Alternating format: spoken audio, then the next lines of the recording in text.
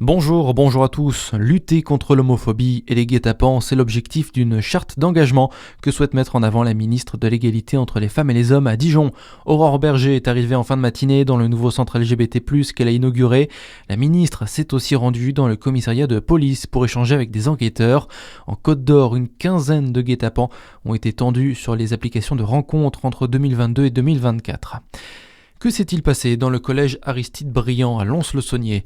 Une jeune fille a été blessée à coups de ciseaux au visage par une autre élève de classe de 4e mardi dernier. Ça s'est passé dans les couloirs de l'établissement après un différend entre les deux jeunes filles. La victime a été prise en charge à l'hôpital, a dû recevoir 12 points de suture. Elle a pu rentrer chez elle. L'auteur des coups, elle, a été écartée du collège en vue d'un conseil de discipline. Une cellule d'écoute a été mise en place pour les élèves et le personnel. 26 arbres en plus dans la cour du lycée Étienne Jules Marais à Beaune. Mercredi, des jeunes plants ont été mis en terre par les élèves afin de bénéficier d'une meilleure qualité de vie au sein de l'établissement. Et grâce à un beau dossier, 21 plants ont été subventionnés par l'équipe de la Journée internationale de la forêt.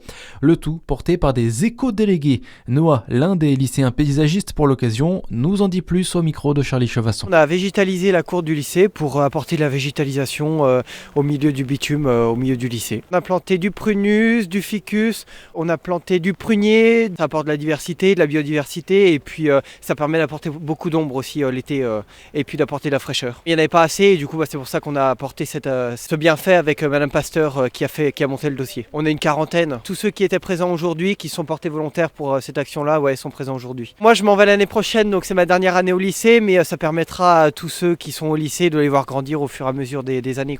Une plantation réalisée dans le cadre d'un projet plus large, La Forêt s'invite à l'école de l'équipe internationale de la forêt. Dans l'actualité aussi, la méthode paix pour Sébastien Lecornu sur X. Le Premier ministre réagit ce matin après l'annonce d'un déficit public un peu moins élevé que prévu en 2025. C'est ce que révèle l'INSEE aujourd'hui. Il s'est établi à 5,1% du PIB contre une prévision à 5,4%. De son côté, la dette a reculé à 115,6%, soit 1,6 point de mieux que fin septembre. C'est évidemment une bonne nouvelle, affirme aussi ce matin sur TF1 David Amiel, ministre de l'Action et des Comptes publics. Seconde journée de réunion pour les ministres des Affaires étrangères du G7 en France. Ils sont réunis depuis hier près de Rambouillet et le secrétaire d'État américain Marco Rubio est arrivé ce matin. C'est sa première visite à l'étranger depuis le début de l'offensive contre l'Iran. Il devrait demander à ses partenaires d'aider Washington à obtenir la réouverture du détroit d'Ormuz. Et puis le foot ce soir, le DFCO en national, 27e journée, reçoit Versailles. Coup d'envoi à 19h30, Dijon, premier au classement, Versailles 6e. Bonne journée sur Fréquence Plus.